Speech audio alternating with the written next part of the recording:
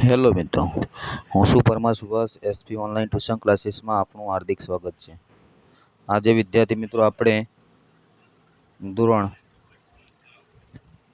12 મનોવિજ્ઞાન સંવેદના પ્રકાર આપણે જોયા હતા. જે દ્રષ્ટિ સંવેદના શ્રવણ સંવેદના વિશે વાત કરી હતી. આજે વિદ્યાર્થી મિત્રો આપણે ગંધ સંવેદન વિશે ચર્ચા કરવાની છે.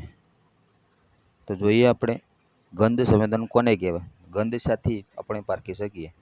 તો ગંધ આપણે નાક દ્વારા પારખી શકીએ, એને આપણે ઘ્રાણેન્દ્રિય તરીકે ઓળખાવીએ છીએ. તો બાહ્ય વાતાવરણમાં રહેલા વિવિધ રાસાયણિક ઉદ્દીપકોમાંથી ઉત્પન્ન થતી ગંધ કે સુગંધનું સંવેદન એ ઘ્રાણેન્દ્રિય નાક દ્વારા થાય છે.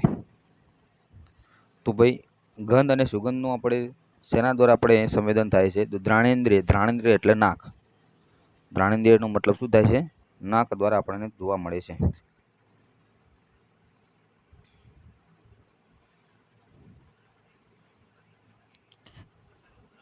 નાકની અંદર આવેલી બે સાંકડી નળીઓ, નાકની અંદર બે જે આવેલી છે સાંકડી નળીઓ, એ ઘ્રાણ તંતુઓના ઉત્તેજનથી ઉત્પન્ન થયેલા ચેતાપ્રવાહના મોટા મગજ મસ્તિષ્ક સાલના મૂળ સુધી પહોંચતા ગંધ સંવેદન અનુભવે છે. તો એ મસ્તિષ્ક સાલના મૂળ સુધી પહોંચતા શું આપણને અનુભવ થાય છે? ભાઈ ગંધ સંવેદન અનુભવ બાબતે વ્યક્તિગત ભિન્નતા જોવા મળે છે. કોઈ એક રાસાયણિક પદાર્થમાંથી ઉત્પન્ન થતી ગંધ સતત અને લાંબા સમય સુધી અનુભવાય છે. રાસાયણિક પદાર્થનું જે ઉત્પન્ન થાય છે ગંધ, આપણે સતત અને લાંબા સમય સુધી આપણે એનો અનુભવ થતો હોય છે.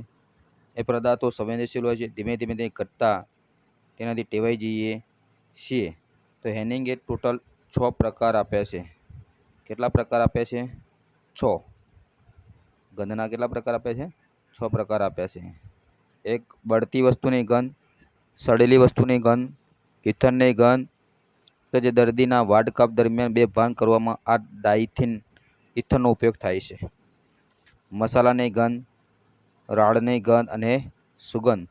ટોટલ 6 પ્રકારની ગંધ આપણે જોવા મળે છે. બીજું નીચે આપેલું છે નાકની આકૃતિ, તમે જુઓ તો આ આપણી છે એ ઘ્રાણ ચેતાતંતુઓ છે. બીજું છે આ જે આકારનો ભાગ છે એ આકારને આપણે એમે ડાલા કહીએ છીએ. અને જે અંદરનો ભાગ છે એ ભાગને આપણે નાકનું પોલાણ તરીકે ઓળખવામાં આવે છે. તો આ હતી ગંધ સંવેદન, નાકની આકૃતિ આપણે જોઈ. હવે આજ જોવાની છે આપણે સ્વાદ. સ્વાદ એટલે કે જીભ. સ્વાદ એટલે જીભ વિશે આપણે જોવાનું છે કે ભાઈ સ્વાદ અનુભવ કેવી રીતે થાય. તો સ્વાદ અનુભવ આપણે જોઈએ તો વિવિધ પ્રકારના સ્વાદોનું સંવેદન આપણે જીભ દ્વારા આપણને જોવા મળે છે. જે માત્ર સ્વાદ સંવેદનનું કામ નથી કરતી, પરંતુ ભાષા ઉચ્ચારણનું પણ મહત્વનો ભાગ ભજવે છે. જીભને હાડકું હોતું નથી. જીભ એ સ્નાયુઓની બનેલી છે અને જડબાના છેડા સુધી જોડાયેલી છે. શેની બનેલી છે? સ્નાયુની બનેલી. ક્યાં સુધી જોડાયેલી? જડબાના છેડા સુધી જોડાયેલી છે. સ્વાદ કે રસકંદ જોઈએ. જીભની ખરબચડી સપાટી પર આવેલા ઝીણા ઝીણા ઉપસેલા કણો, જેના દ્વારા આપણને શું અનુભવ થાય છે? સ્વાદનો અનુભવ થાય છે.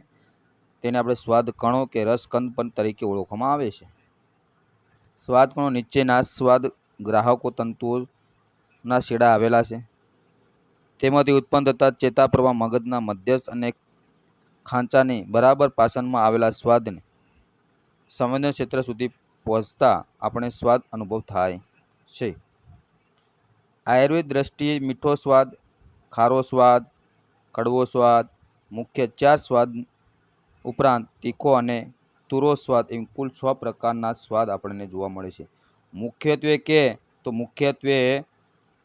6 પ્રકારના સ્વાદ છે, પણ કુલ કે મુખ્યત્વે કે તો 4 પ્રકારના સ્વાદ છે અને કુલ કે તો 6 પ્રકારના આપણે સ્વાદ અનુભવીએ છીએ. તો કયા કયા? તો આપણે કયા કયા સ્વાદ અનુભવીએ છીએ? એક છે મીઠો સ્વાદ, જે જીભના અગ્રભાગમાં આવેલો સ્વાતંતુઓ દ્વારા થાય છે.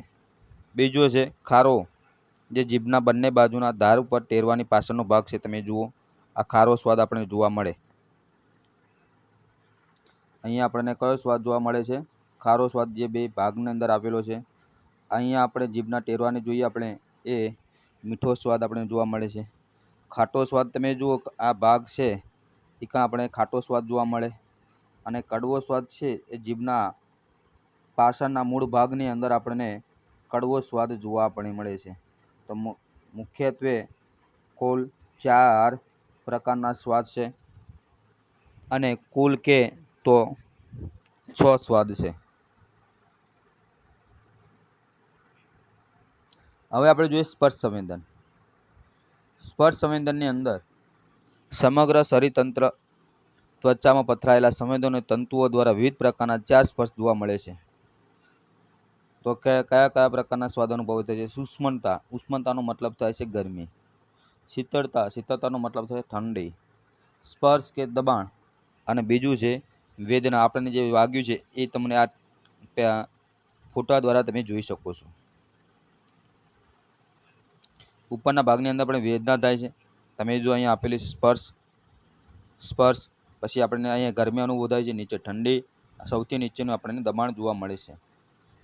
ત્વચા અને ત્વચાના સંવેદન ગ્રાહકો તમે જુઓ કે વરસાદ પડવાથી આપણને આ વસ્તુ જોવા મળે છે. તો આ હતું આપણે સ્પર્શ સંવેદન.